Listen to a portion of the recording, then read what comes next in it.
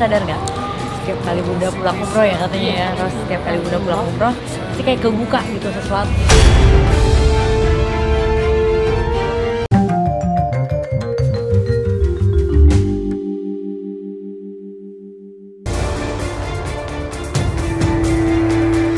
Alhamdulillah dari 14 ada satu yang udah balik nih.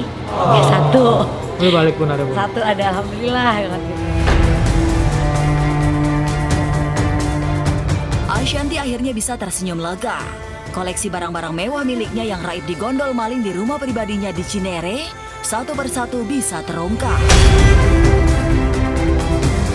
Lewat rekaman kamera pengintai yang terpasang di rumah, identitas pelaku terbongkar.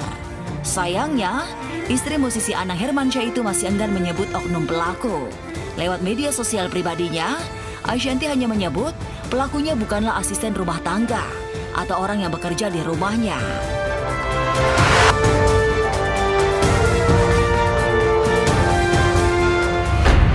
Alhamdulillah kalau karyawanku yang lama, Mbak di rumah atau suster atau siapa, alhamdulillah semuanya baik-baik aja gitu ya. Ini memang orang yang kita ya nggak inilah gitu. Jadi kita nggak usah perpanjang. Aku pun juga nggak mau memojokkan siapa-siapa.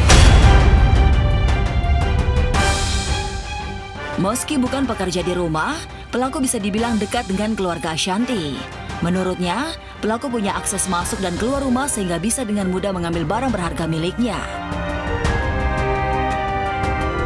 Namun hingga kini, pihak Ashanti masih harap-harap cemas. 14 koleksi tas mewahnya yang hilang bisa utuh kembali. Pasalnya, barang-barang mewah miliknya yang hilang kini sudah berpindah tangan, sudah dijual si pelaku.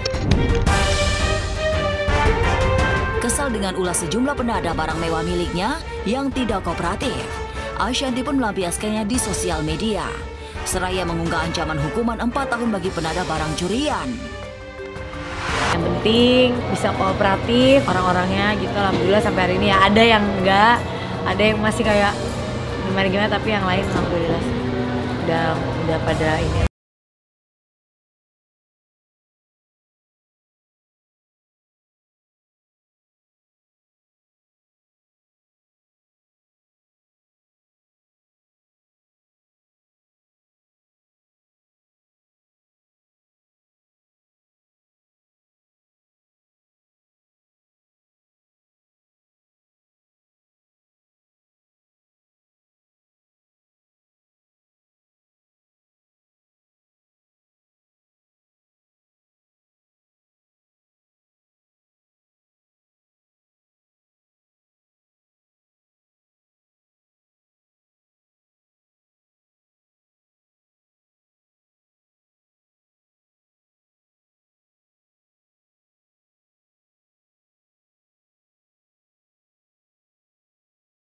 Macamnya gitu ya, aku pulang malam kan, tengah malam, terus ngobrol sama karyawan, semua pada menghibur lah. Terus Pak itu ngomong kayak, Bunda sadar nggak? Setiap kali Bunda pulang umroh ya katanya ya, terus setiap kali Bunda pulang umroh pasti kayak kebuka gitu sesuatu. Dan seolah tak peristiwa naas kemalingan di rumahnya sendiri sampai terjadi yang ketiga kalinya. Kali ini, Anang dan Ashanti tak main-main. Meski pelaku yang merupakan orang dekat sudah mengaku, pihak Ashanti bersikukuh akan memproses hukum si pelaku. Proses tetap berjalan gitu, karena kan kita harus membuat orang juga jera ya.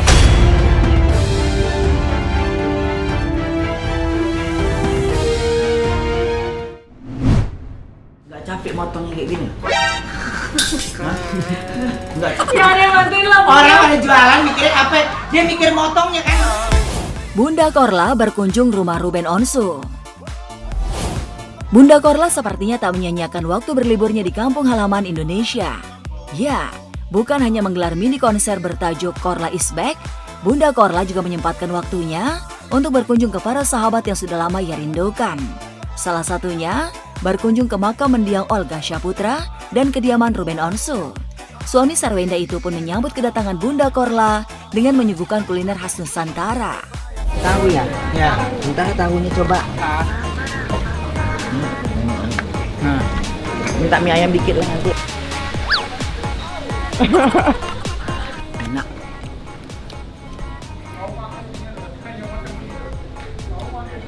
Bunda bikin lapar nih. Tapi emang kalau makan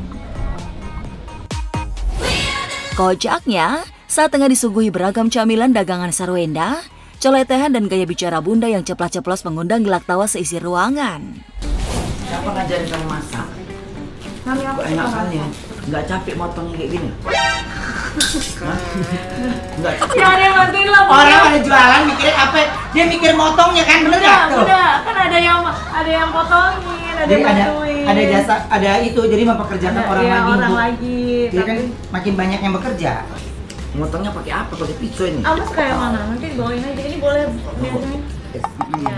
Sayang kalau nggak nasi gini doang. Ada di aduh, ada. Tuh, Bunda lagi di rumah anaknya. Ya, tolong. Ya, anak gue. Mereka pun mengenang masa-masa indah kala Bunda Korla masih stay di Indonesia. Tinggal satu rusun bersama Ruben dan juga mendiang Olga Syahputra. Belum aku mau Olga beli-beli barang-barang branded. Dia Louis Vuitton dan lainnya itu dia udah. Maksudnya udah pakai, tapi dia tetap mau tinggal di rusun. Kenapa dia mau tinggal di rusun? Karena dia maunya rame kan. Karena rusun itu rame, banyak anak-anak. Ada Ruben, ada Olga, siapa lagi banyak bener. Tiap malam 5 orang, 7 orang, 8 orang, rame semua. Ntar Bunda masakin. Makanya udah deh, kalau udah main dulu kalau Mangga 2 kemana udah. Jangan bawa dia deh. Coba cerita dulu, harganya misalnya berapa? Iya, 150. Itu turun dia 95. 95 ya bang. Bukan dia bantuin kita ke abangnya. Janganlah, kasihan itu dia jualan di sini. Jadi gede kepala. Tempatnya ini panas loh, ini loh. Dikasih sama dia duitnya, diambil 165, ditambahin 15.000 sama dia. Jadi nggak jadi nawar nih, ngapain kita kesini beli semua? Bunda Korla ketemu anak-anak Bunda di Indonesia. Bukan hanya bertemu dengan para sahabat terdekatnya, Bunda Korla juga memenuhi janji-janjinya untuk datang menemui anak-anak Bunda di Indonesia, atau sebutan fans club Bunda Korla. Bunda Korla pun menggelar meet and greet. Mereka yang datang pun dari berbagai kalangan, termasuk selebriti tanah air.